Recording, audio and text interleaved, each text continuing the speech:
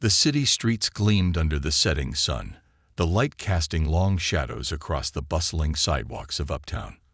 Officer Ben Turner's patrol car rolled down Grand Avenue, his eyes scanning the crowds with his usual sharp scrutiny. Uptown was known for its upscale boutiques, art galleries, and chic cafes. People moved in and out of the shops, talking on phones, juggling bags, enjoying a sunny evening after a long day. Then, Turner spotted him, a tall black man, impeccably dressed in a tailored navy suit, carrying a leather briefcase, walking with a calm confidence that caught Turner's eye. Something about him set off a signal in Turner's mind, something he couldn't quite pinpoint, but which nonetheless made him reach for his radio before he even knew what he intended to report. In his experience, someone dressed that sharply either belonged in this part of town, or they were here to make trouble.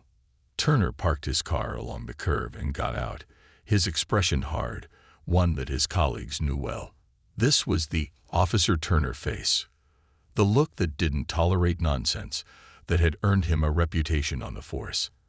As he approached the man, he raised his voice, enough to command attention from passers-by.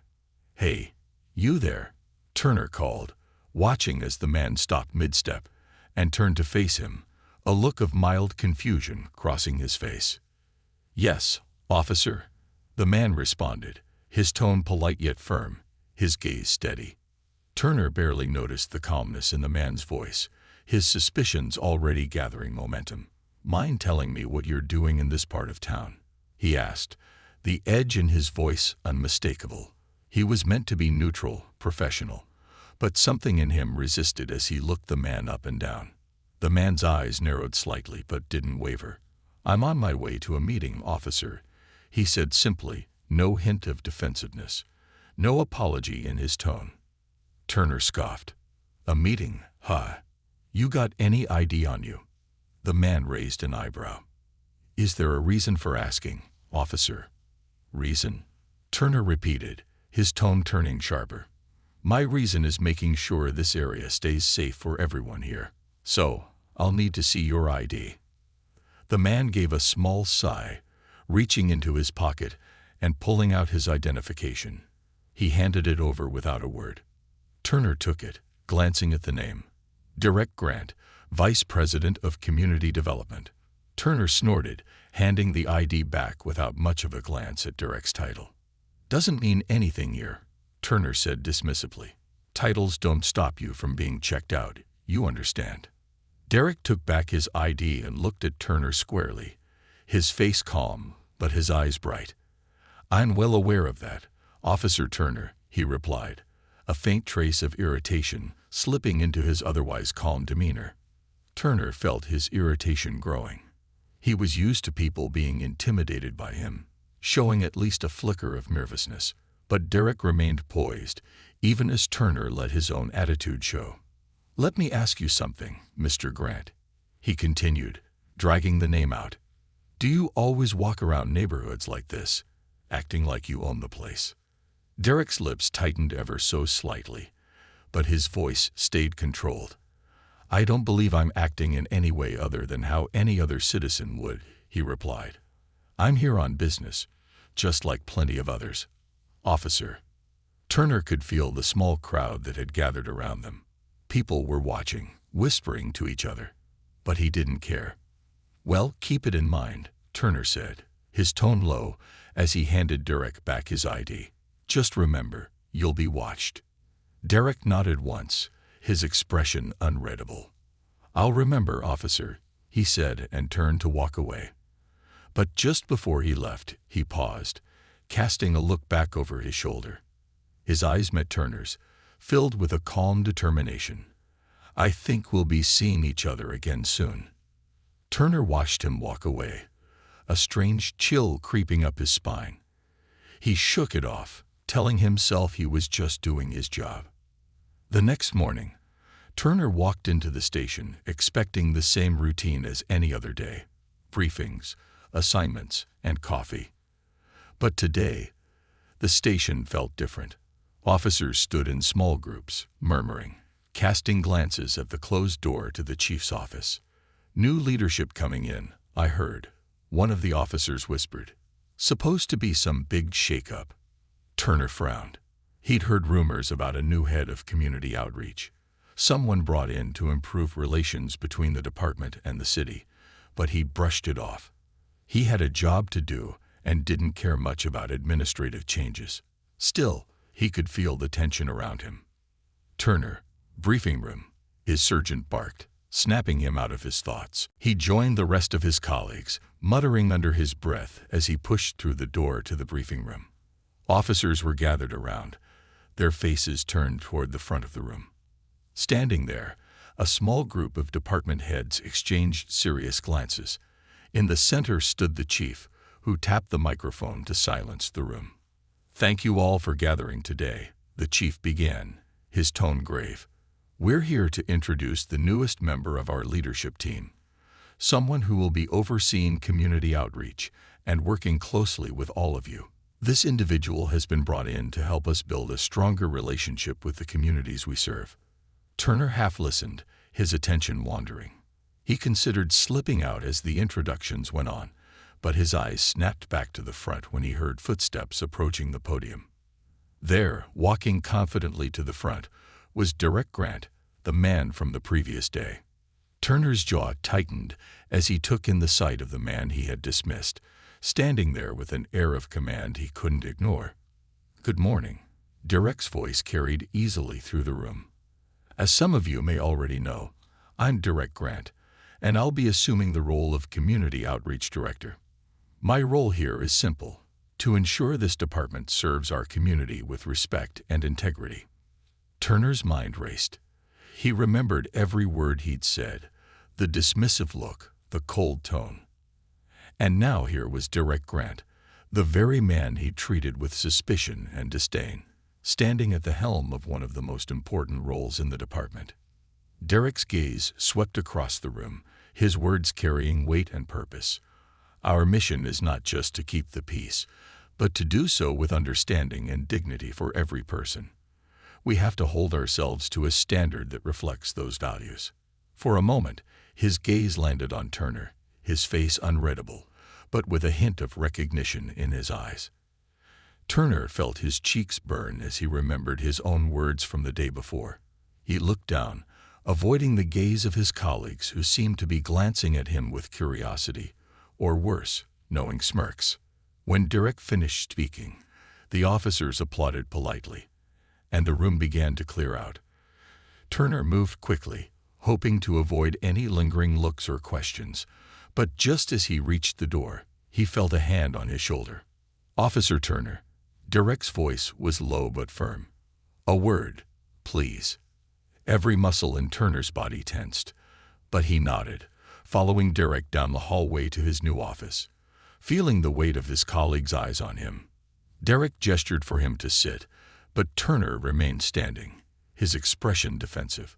Derek shut the door and crossed his arms, regarding him silently for a moment before speaking. "I believe we met yesterday, didn't we?" Derek's tone was calm, but there was an unmistakable edge.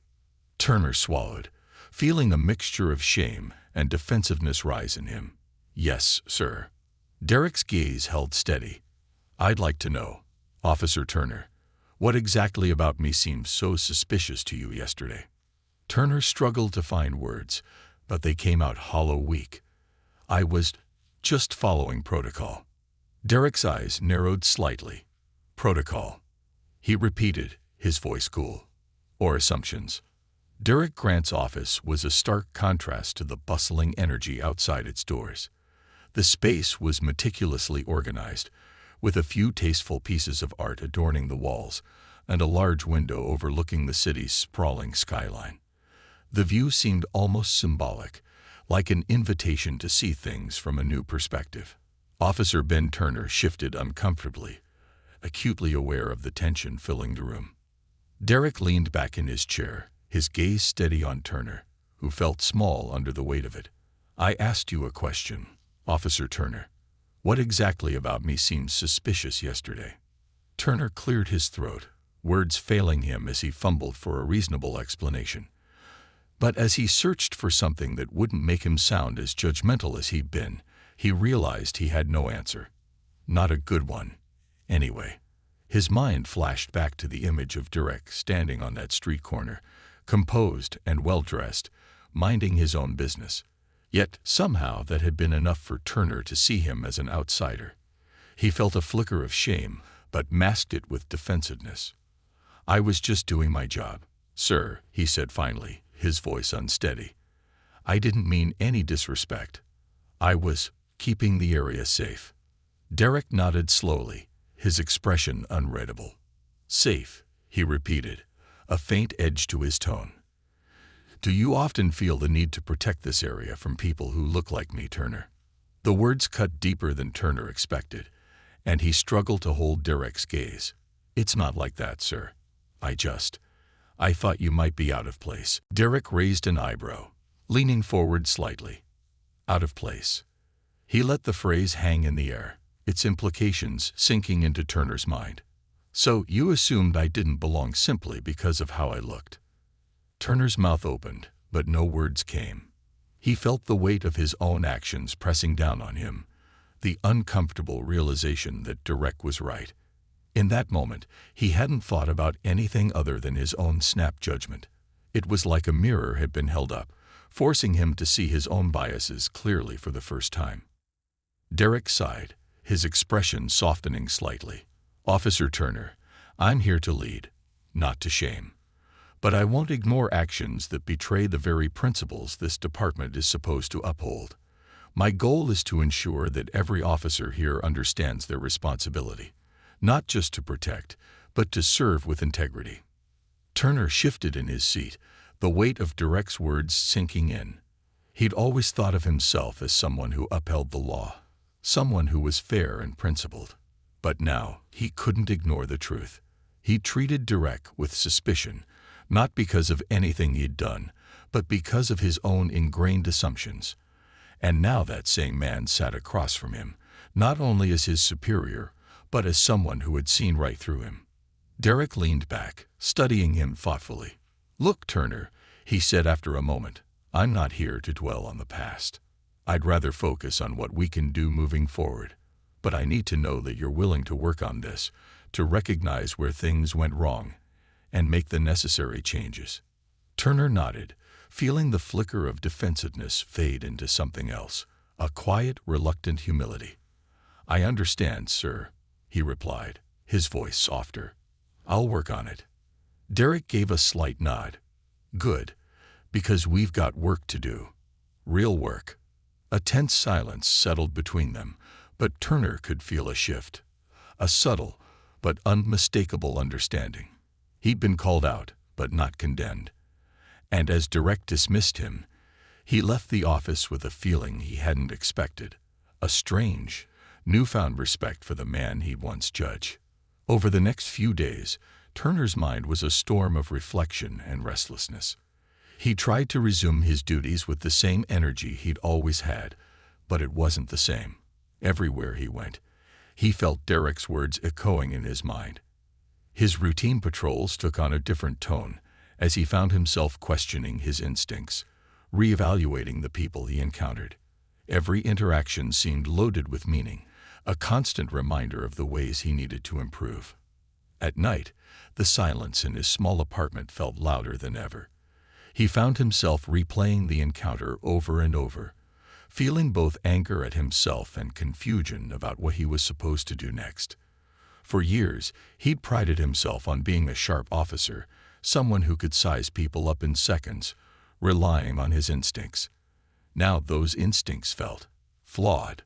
The following week, Derek held a department-wide training on community engagement.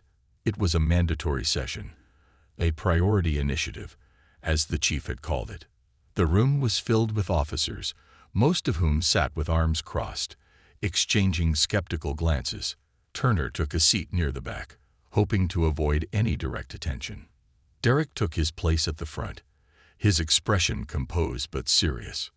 "Thank you all for being here," he began, his voice calm and direct. "Today we're going to talk about assumptions, the ones we make about the people we encounter, and how those assumptions affect our ability to serve." Turner shifted in his seat, glancing around. He could see a few officers rolling their eyes, clearly unimpressed. Some whispered to each other, their expressions bordering on dismissive. He felt a pang of defensiveness rising in him, but he swallowed it, trying to listen with an open mind. Derek continued, pulling up slides that highlighted data on community interactions, statistics on implicit bias, and real-life cases where assumptions had led to unnecessary confrontations. The data was cold and objective, but it felt like a slap to Turner. The facts left no room for interpretation. They painted a clear picture of how bias seeped into every aspect of policing, often unconsciously, and how it affected the very people officers had sworn to protect. After presenting the data, Derek opened the floor for discussion. At first, no one spoke, the silence heavy and uncomfortable. Then one officer raised his hand, his tone defensive as he argued that officers had to make quick judgments, that hesitation could lead to danger. Derek listened, nodding thoughtfully, never interrupting or countering until the officer had finished. "I understand," Derek said finally, his tone even. "But consider this. Is every quick judgment accurate? Do all of our instincts come from a place of objectivity?" The room was silent, and Turner felt the question land in his own mind, unsettled by the honesty in Derek's question. Gradually, other officers began sharing their experiences, moments when they'd acted on instinct, some cases where they'd been right, and others where they'd made mistakes. Turner listened, feeling a strange kinship with their struggles. He'd always thought of himself as part of a brotherhood, but now he realized that they were also united by their flaws, their shared need to be better. Then, Derek called on him. "Officer Turner," he said, his voice soft but firm. "You've been with this department for years. Would you mind sharing your thoughts?" Turner felt his face heat up, his heart pounding as every eye in the room turned to him. He'd never been one to back down, but this was different. This was a challenge of a different kind. He cleared his throat, trying to keep his voice steady. I think we all know what it's like to make quick calls," he began, choosing his words carefully. "And sometimes, maybe we don't think about where those calls are coming from. I'll be the first to admit I've made some assumptions." The room was silent, and Turner felt the weight of the honesty pressing down on him. He could see the surprise in some of his colleagues' faces, the curiosity, maybe even a flicker of respect. Derek nodded, a faint smile touching his lips. "Thank you, Officer Turner. It takes courage to reflect, to look at ourselves honestly. And that's all we're asking for here." After the session ended, Turner lingered as others filed out. The conversation had stirred something in him, an urge to change that he couldn't ignore. He felt lighter, as though he'd shed a piece of the armor he'd been carrying for years. As he left the building, Derek caught up with him. "Turner," he called, his tone warm. "I appreciate what you said in there. It's a start." Turner nodded, managing a small smile. "Thank you, sir. I guess I'm just trying to figure it all out." Derek gave him a knowing look. "You're not alone. None of us are. Change is hard, but it's worth it. I'd be glad to help if you ever need it." For the first time, Turner saw Derek not as an adversary, but as a mentor. He could feel the walls he'd built over the years begin to crumble, replaced by a newfound respect for the man he'd once judged so quickly. That night, for the first time in years, Turner felt hopeful. He knew the road ahead would be challenging, but he was finally ready to face it with open eyes and an open heart. The morning sun cast a warm glow over the city as Officer Ben Turner found himself on a quiet patrol, his mind churning with memories of the past few weeks. Since Derek's arrival, everything in his work routine had shifted, like a familiar map that no longer led anywhere he recognized. The training sessions had left a deep impression on him, and he felt something unfamiliar, a persistent urge to understand rather than to assume. The city streets, once just part of his route, had transformed into spaces filled with real people whose stories he had rarely considered. Today, as he drove through Green Hollow, a neighborhood he'd frequented for years, he noticed things he'd often overlooked. The worn storefronts, the faded playgrounds, and the small clusters of people waiting at bus stops. All of it seemed more vivid now.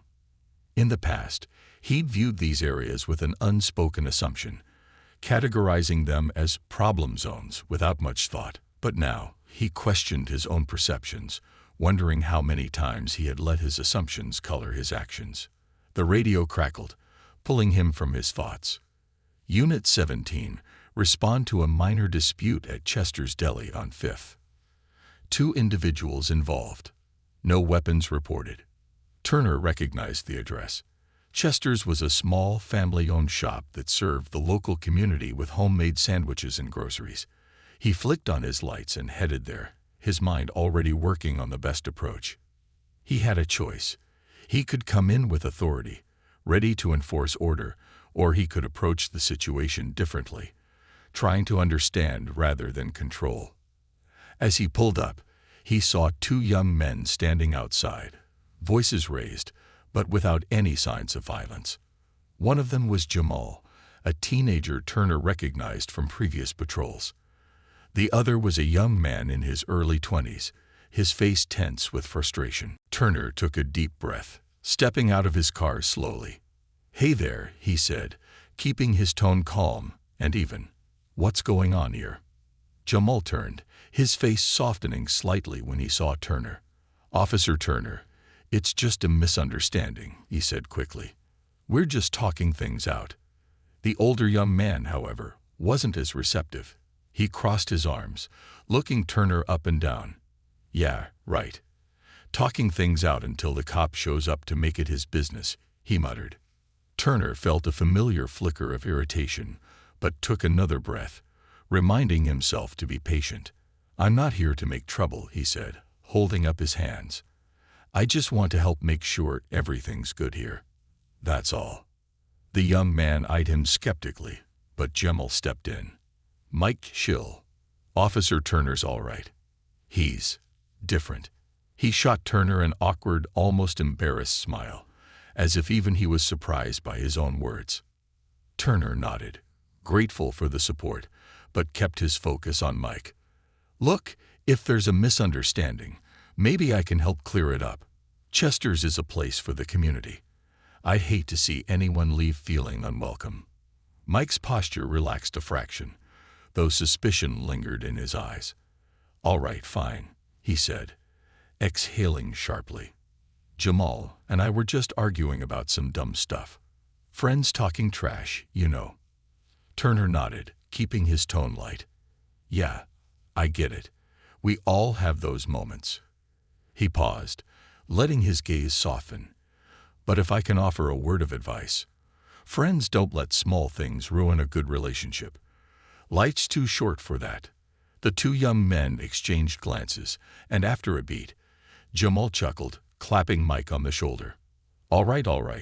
Turner's got a point," he said, grinning. "We're cool, man." Mike rolled his eyes, but a small smile crept onto his face. "Yeah, we're cool." He extended a hand to Turner, who shook it, feeling a surprising sense of pride at the gesture.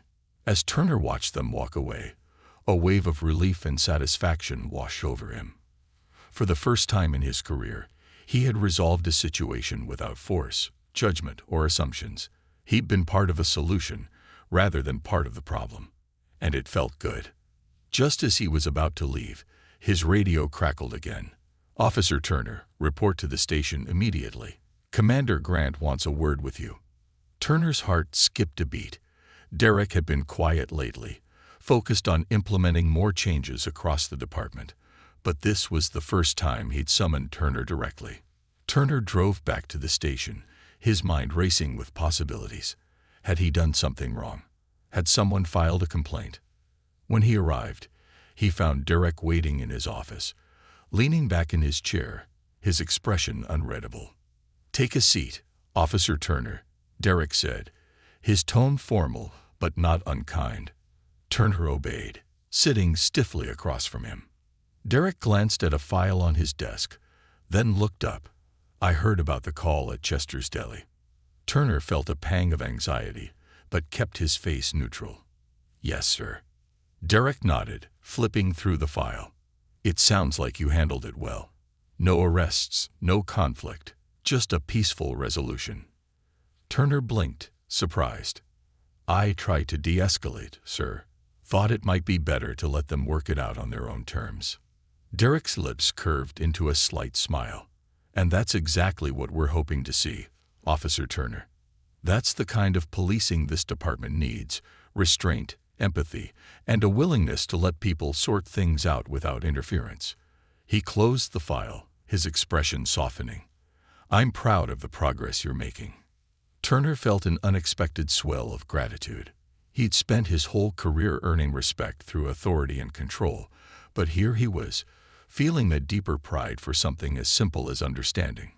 Thank you, sir, Turner replied, his voice steadier. I never thought I'd see things this way, but it's made a difference. I see that now. Derek nodded, his eyes studying Turner's face. The people in Green Hollow are seeing it too. You're becoming a familiar face to them, a person they can actually trust. Turner felt a strange mix of relief and hope. For years, he'd viewed trust as something to be demanded, something that came with the uniform. Now, he understood it was something earned, something he could lose if he wasn't careful. He left Derek's office with a newfound sense of purpose, his steps lighter. The following day, Turner found himself assigned to a community outreach event, one of Derek's initiatives to bridge the gap between law enforcement and the neighborhoods they served. It was held at a local community center, where Derek had organized a youth mentorship program. The program aimed to give teenagers a chance to connect with officers in a positive environment, something Turner would have rolled his eyes at before. But today, he felt an unexpected eagerness to participate. The gym was bustling with activity when Turner arrived. Teenagers played basketball, officers mingled with parents, and Derek was at the center, speaking with a group of young people about the importance of community. Turner scanned the crowd, noticing Jamal among the teenagers, laughing with his friends. When he spotted Turner, his face broke into a surprised grin. "Officer Turner," Jamal called, jogging over with a hesitant smile. "Didn't expect to see you here." Turner chuckled. "Yeah, well, life has a way of surprising you, doesn't it?" Jamal laughed, the awkwardness fading as they started talking about school, sports, and plans for the future. Turner found himself enjoying the conversation, genuinely interested in Jamal's life and dreams. Jamal spoke about wanting to make a difference in his community, about his hopes of going to college to study social work. Turner felt a twinge of admiration for the young man, realizing that he, too, wanted to make a positive impact. As the event wound down, Turner found himself speaking to a small group of teenagers, sharing stories from his career, but from a different perspective. Instead of focusing on arrests or dangerous situations, he talked about the lessons he learned from people like Derek, about the importance of understanding and respect. One of the teens, a girl with bright eyes and a curious expression, raised her hand. "Officer Turner, do you think everyone on the force can change like you did?" The question caught him off guard, but he answered honestly. "I think we all have the capacity to change if we're willing to put in the effort. It's not easy, and it doesn't happen overnight. But yeah, I believe it's possible." Derek, who had been watching from a distance, approached him afterward. "You're good at this, Turner," he said quietly. "Better than you give yourself credit for." Turner shrugged, feeling a hint of embarrassment. "I never saw myself as the outreach type, sir." Derek smiled. "And yet, here you are, making a difference. It's not about the type, it's about the effort. You're proving that change can happen, one person at a time." Turner left the community center that day feeling a rare sense of fulfillment. For the first time, he felt he was part of something bigger than himself, part of a movement toward a better kind of policing, one that fostered trust, compassion, and genuine connection. As he drove home, he realized he was no longer the officer he'd been weeks ago. The change wasn't just in how he viewed his job, it was in how he viewed himself. And for the first time in a long time, he felt proud of the man he was becoming. 2 weeks after the community outreach event, Officer Ben Turner found himself in a reflective mood. Each shift had become more than just following routine. Every day he challenged himself to question his actions, to see the people he encountered not as potential threats, but as individuals with stories and struggles of their own. The change felt profound yet unsettling, like learning to walk all over again. And while he found meaning in his work now, it didn't come without resistance, from both his colleagues and parts of himself he hadn't fully confronted. In the station, Turner couldn't help but notice the reactions from his fellow officers. The rumor mill spun constantly, with whispers of "Turner's gone soft" and "Grant's puppet." Some, like Officer Hayes, made no effort to hide their disapproval, sneering at Turner's community-friendly approach. Turner had never backed down from confrontation before, but now he found himself biting his tongue. There was a time he would have argued back, defending himself with the same force he'd used in his career. But he realized that changing minds, like changing himself, required patience and actions, not arguments. Today, he was assigned to a quiet neighborhood with a partner he didn't know well, Officer Kim Rivera, one of the few who seemed receptive to Derek's initiatives. Rivera was younger than Turner, fresh out of training and full of energy. Unlike others, she listened attentively during Derek's community discussions and was quick to engage with the public in a warm, approachable way. Turner appreciated her attitude, finding in her the kind of open-mindedness he was striving for himself. As they patrolled the neighborhood, Rivera turned to him. "So, Officer Turner," she began with a grin, "word around the station is that you're Commander Grant's right-hand man now. How'd that happen?" Turner chuckled, though he felt a touch of awkwardness. "I wouldn't call it that," he replied, keeping his tone light. "Just trying to see things differently, I guess." Rivera nodded thoughtfully. "I think it's good. We need people who can bring that balance. People here don't want to feel like they're constantly under suspicion, you know." Turner looked at her, surprised by the sincerity in her voice. "You know, I used to think that suspicion was part of the job. Protecting people meant making quick judgments, staying on alert." She raised an eyebrow. "And now?" He paused, gathering his thoughts. "Now I realize that being alert doesn't mean jumping to conclusions. It's about understanding people. Sometimes that means giving them the benefit of the doubt." Rivera smiled, clearly pleased with his answer. "I think we need more of that." They continued their patrol, chatting occasionally, with Rivera asking questions about Turner's years on the force and sharing her own experiences. She was eager to make a difference, and her enthusiasm was infectious. Turner found himself admiring her youthful optimism, a quality he felt he'd lost long ago. He realized that, in many ways, Rivera was the kind of officer he was trying to become. Just as they were about to turn a corner, a voice called out, "Officer Turner." He looked up to see Jamal running toward him, waving. "Hey, Jamal." Turner greeted him with a nod. "What's up?" Jamal looked breathless but grinned. "I wanted to let you know. I got into the mentoring program we talked about at the community center. They said they liked my ideas and want me to start next week." Turner felt a swell of pride. "That's fantastic, Jamal. I knew you had it in you. They're lucky to have you." Jamal laughed, scratching the back of his head. "Yeah, well, I had a little help from you." "Thanks for believing in me, Officer Turner." The word struck Turner harder than he expected. He'd always thought of himself as a mentor, but he realized now that true mentorship was more than giving orders. It was guiding, supporting, and sometimes just being there for people. He nodded, feeling a lump in his throat. "I'm proud of you, Jamal. Keep going, all right." Jamal nodded, grinning as he jogged off, waving goodbye. Rivera watched him go, a smile tugging at her lips. "You know," she said, turning to Turner, "you're making a real impact. I can see why Commander Grant respects you." Turner felt a warmth spreading through him, though he shrugged it off with a modest laugh. "Just trying to do my job, Rivera." They finished their patrol in silence, but the interaction with Jamal stayed with Turner. He'd spent years patrolling these streets, But it was only now that he felt connected to the people in a meaningful way. He wasn't just enforcing rules. He was becoming a part of their lives. Later that afternoon, Turner returned to the station and found himself heading toward Derek's office, feeling an urge to share his experience. Derek looked up as Turner knocked on the door. "Come in, Turner," Derek said with a welcoming smile. "What brings you here?" Turner took a seat, feeling a mix of respect and gratitude as he looked at his commander.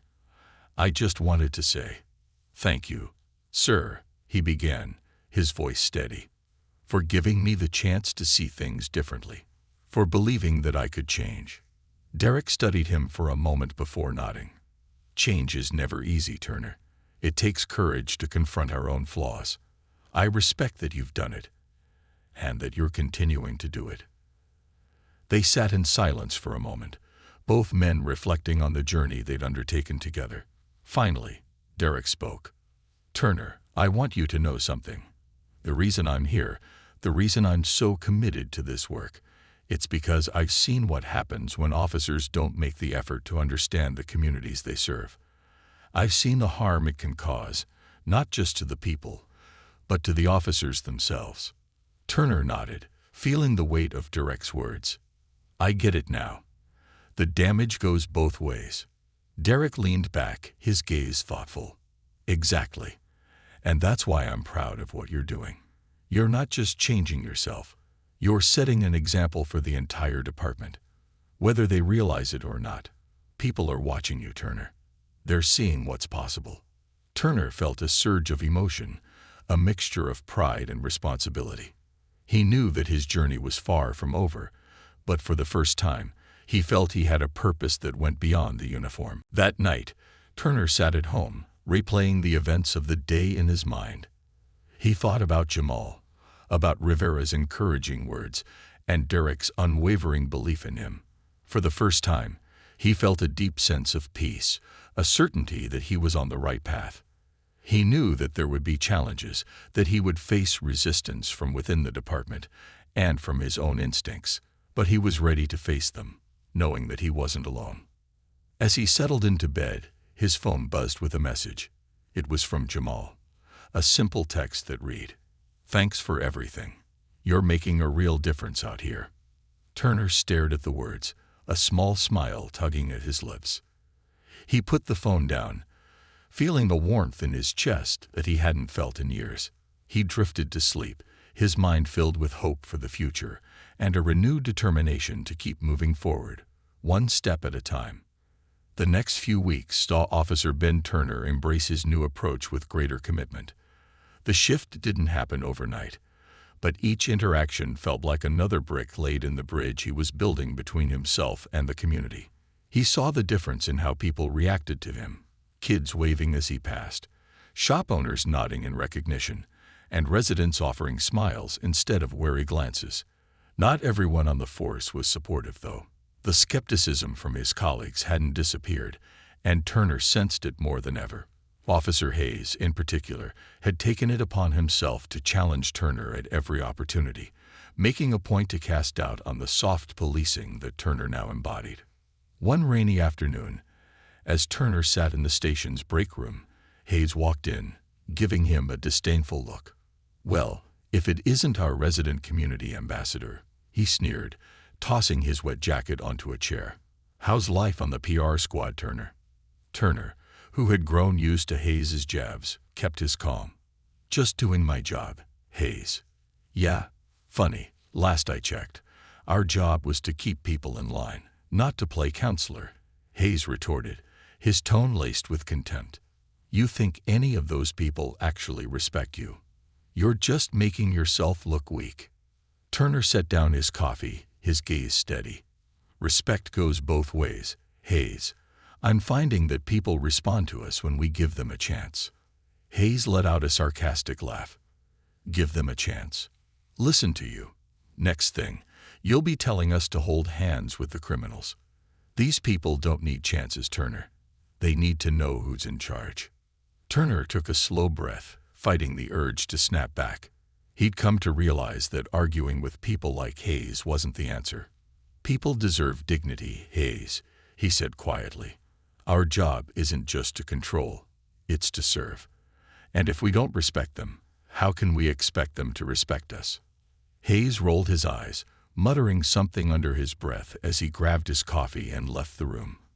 Turner watched him go, a mixture of pity and frustration settling over him. He knew Hayes wasn't alone in his views, but he refused to let their resistance shake him. His journey had taught him that real change didn't happen without opposition, and that opposition was a sign he was moving in the right direction. Later that day, Derek called Turner into his office for a quick briefing. He had a special assignment, one that seemed routine at first glance, a disturbance report from a local community center. Turner had responded to plenty of these, especially in neighborhoods like Green Hollow. But this time, there was an added layer. The center had been hosting a group of local activists discussing ways to improve relations between the police and the community. Normally, I'd have sent someone else, Derek said, handing Turner the file. But I think you'll bring the right approach. Turner raised an eyebrow. A disturbance during a community meeting. Sounds a bit unusual. Derek leaned back, his gaze thoughtful. Yes. Well, some people don't appreciate our efforts to build bridges. The center director called it in after a few individuals showed up and started shouting down the activists, calling them traitors and accusing them of wasting taxpayer money. Apparently, it got pretty heated. Turner felt a pang of frustration. He knew the kind of people who resisted change, who clung to a divisive, us-against-them mentality, and he'd seen how easily that mindset could poison a community. All right, he said with a nod. I'll head over and see if I can help de-escalate things. Derek's expression softened. I know you will. But remember, you're not just dealing with outsiders here. Some of our own people don't like what we're trying to do. Stay calm, and don't let them get to you. Turner nodded, appreciating Derek's confidence in him. I've got this. As he left Derek's office, Turner felt a sense of responsibility settle over him. This wasn't just about calming a dispute. It was about showing that change was possible, that officers could be more than just enforcers of the law. They could be partners, allies, and advocates. The community center was buzzing with tension when Turner arrived. People were gathered in clusters, their voices low and nervous. Inside the meeting room, a few of the activists were speaking in hushed tones, their faces marked with frustration. Turner recognized some of them from previous encounters. They were passionate, dedicated individuals who genuinely cared about bridging the gap between the police and the community. One of the activists, a middle-aged woman named Carla, approached him. Officer Turner, she said, her voice tinged with relief. I'm glad you're here. Things got out of hand quickly. We were just trying to talk about new programs when a group of people came in and started shouting at us. Turner listened attentively, nodding. I'm sorry that happened, Carla. Do you know who they were? She nodded, her expression hardening. They're part of a small group that thinks any cooperation with the police is a betrayal. They see us as sellouts, even though we're just trying to improve things here. Turner sighed. He understood the challenges they faced, the deep-seated mistrust that years of systemic issues had created. But he was determined to help mend those fractures. I'll talk to them if they come back, he said. And in the meantime, if there's anything I can do to support you, just let me know. Carla gave him a grateful smile. Thank you, Officer Turner.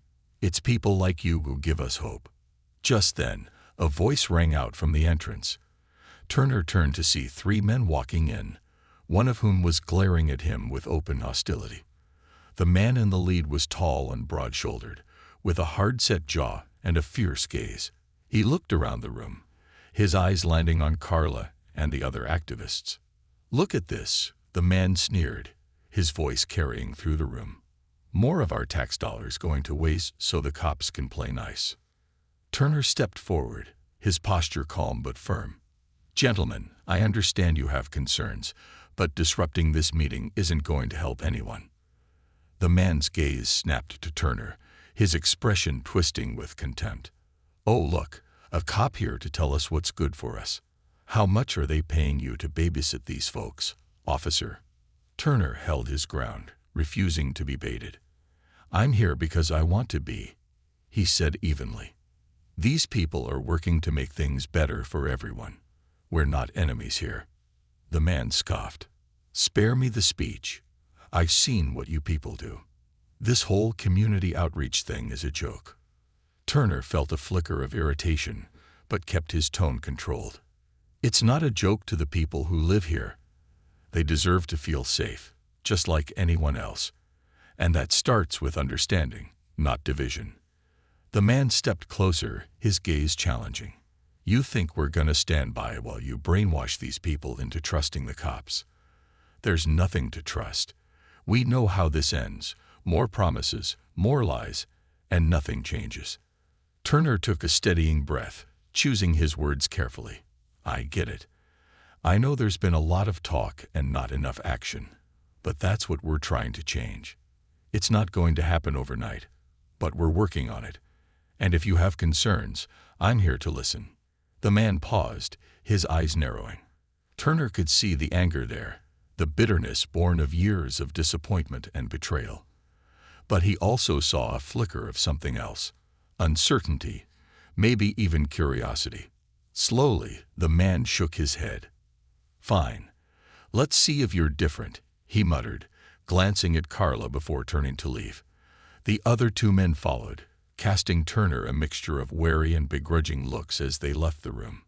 When they were gone, Carla let out a shaky breath, giving Turner a grateful nod. "You handled that well. They were ready for a fight, but you didn't give it to them." Turner offered her a small smile. "Sometimes the best way to disarm people is to show them you're willing to listen. They're angry, but that doesn't mean we can't reach them." The room settled back into a calmer rhythm as the activists resumed their meeting, and Turner felt a sense of accomplishment. He knew he hadn't changed the man's mind completely, but he planted a seed. Maybe, just maybe, they would see him differently the next time they met. When Turner returned to the station, he found Derek waiting for him in the hallway, his expression thoughtful. "I heard about what happened at the community center," Derek said, his voice tinged with approval. "You handled it well." Turner shrugged, though he couldn't hide the pride in his eyes. "I just tried to keep things from escalating. Figured it was better to listen than to fight." Derek nodded, a smile tugging at the corner of his mouth. "That's the kind of thinking we need more of around here. Keep it up, Turner. You're making a difference, whether you realize it or not." As Turner headed back to his desk, he felt a quiet satisfaction. For the first time, he understood that change was about more than just one person. It was about creating a ripple effect, one that would hopefully spread through the department and the community. And he was ready to see it through, knowing that every step forward, no matter how small, was a victory. The transformation hadn't been easy, but Turner could finally see the impact of his choices. And he knew he wouldn't stop, not as long as there were people like Carla, Jamal, and even Derek counting on him to lead by example. The months following the confrontation at the community center became a true test of Officer Ben Turner's resolve. His interactions with the people in Green Hollow had changed drastically, yet his journey was far from over. In the face of resistance, both from the community and within his own department, Turner had to remind himself daily of the commitment he had made. He had learned to question his assumptions and approach every interaction with an open mind, but the real challenge was transforming this into a culture of change for others to follow. Each shift brought new opportunities and new obstacles. The locals had started to accept him, though cautiously, with a guarded trust that took time to nurture. One morning, while he was making his rounds, Turner noticed the ripple effect of his efforts when he was greeted by Ms. Rowena, a longtime resident, and a woman he had often seen in her flower-adorned garden. "Officer Turner," she called out, her warm voice filled with the slightest hint of surprise. She waved him over with a smile. Turner returned her wave, heading up her short pathway, his hands at ease. "Morning, Ms. Rowena," he greeted her, glancing at the rows of vibrant flowers around her. "Your garden looks beautiful today." She beamed, though her eyes showed a hint of curiosity. "You've been around here a lot more lately," she said. "And I must say, It's different seeing you like this. For a while, some of us didn't know what to make of it. Turner nodded, understanding the layers in her words. I get it, ma'am. I've realized it takes time to build trust, real trust. I'm here to stay, though, if that means anything to you. Ms. Rowena smiled, a mixture of approval and relief in her eyes. It does mean something. And it's a start, Officer Turner. You keep showing up like this, you might just change some minds around here. Her words stayed with him that day. For all the changes he had tried to make, for every effort he put in, he knew that the people in Green Hollow, and in many other parts of the city, had their own reasons for mistrust. A few months of good intentions could never erase years of troubled history, but he had come to understand that change wasn't about a single breakthrough moment. It was about consistency, about showing up day after day, proving his dedication through actions rather than words. As the days passed, Turner's new approach started gaining attention beyond the community. The department had taken note of his dedication, and Derek's faith in him only grew stronger. Derek had even invited Turner to speak at a city council meeting about his experience, hoping to show the council members what a difference community-based policing could make. The morning of the meeting, Turner stood in his modest uniform, feeling a blend of nerves and excitement as he stepped into the packed council chamber. Rows of officials, community leaders, and citizens filled the room.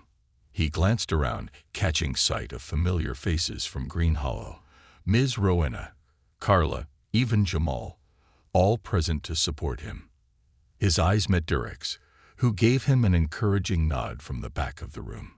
The council chair signaled for Turner to begin, and he took a deep breath, focusing on his purpose. He began by sharing stories, detailing his transformation and the connections he had made in the neighborhood, his voice steady and earnest. For years, I thought my job was simply to enforce the law, Turner said, his voice resonating in the quiet room. I thought that meant looking at people as either threats or allies, as either following the rules or breaking them. But I've learned that policing is so much more than that. It's about service, about treating people with respect and dignity. It's about showing up every day, not just to protect, but to build something. He paused, letting his words sink in.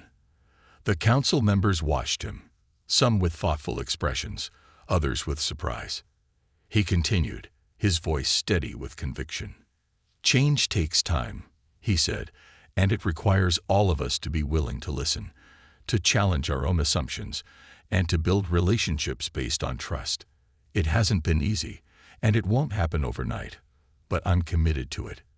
And I believe our department can lead the way. A soft murmur rippled through the room as his words landed. When he finished, the applause was slow but sincere, building until the room was filled with the sounds of hands clapping. Turner felt a mixture of pride and relief as he stepped away from the podium, glancing at Derek, who gave him a proud nod. After the meeting, several council members approached him to express their gratitude. One of them, a councilwoman with graying hair and sharp eyes, pulled him aside.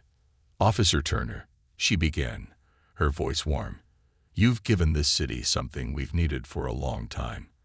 A vision of change that actually feels real.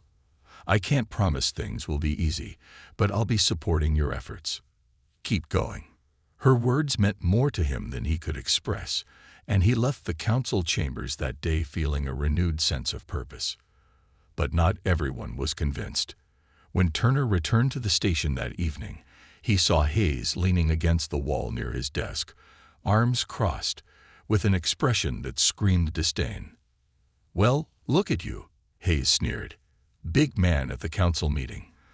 Think you're better than the rest of us now.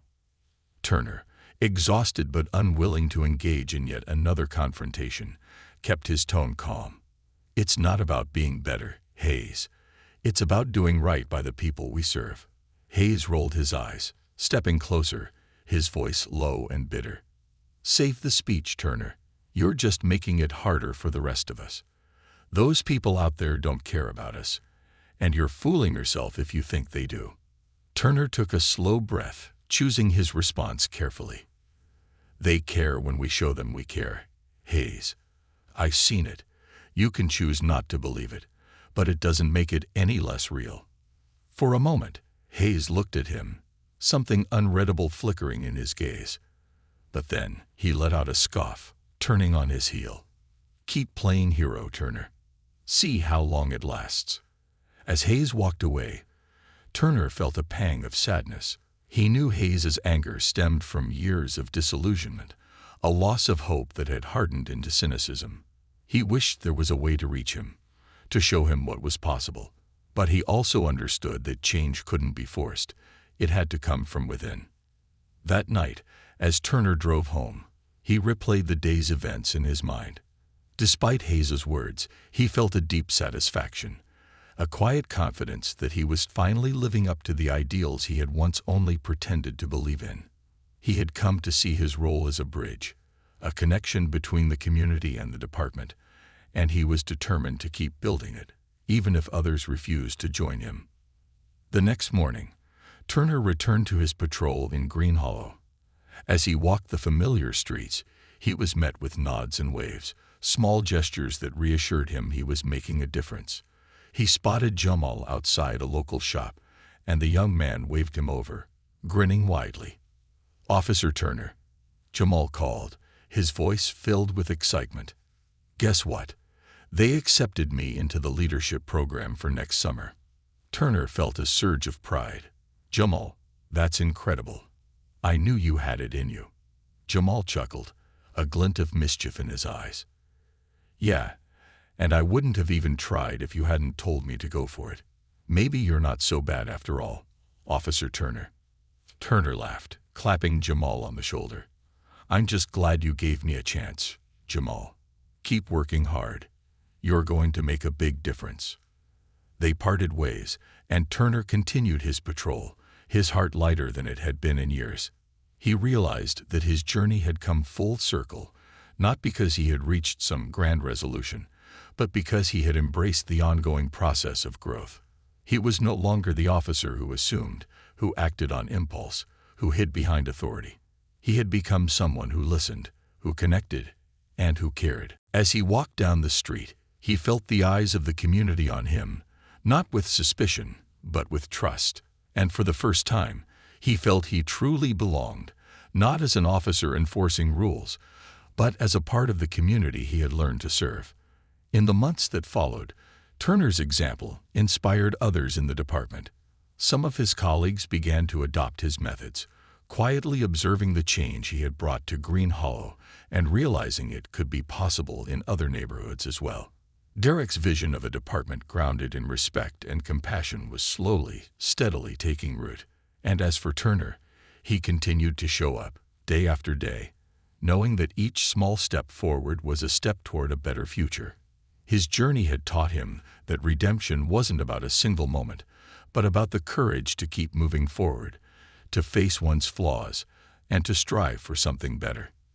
In the end, Officer Ben Turner had found his place, not just as a protector of the community, but as its ally, its advocate, and its friend. And in that role, he had found the redemption he had once thought impossible.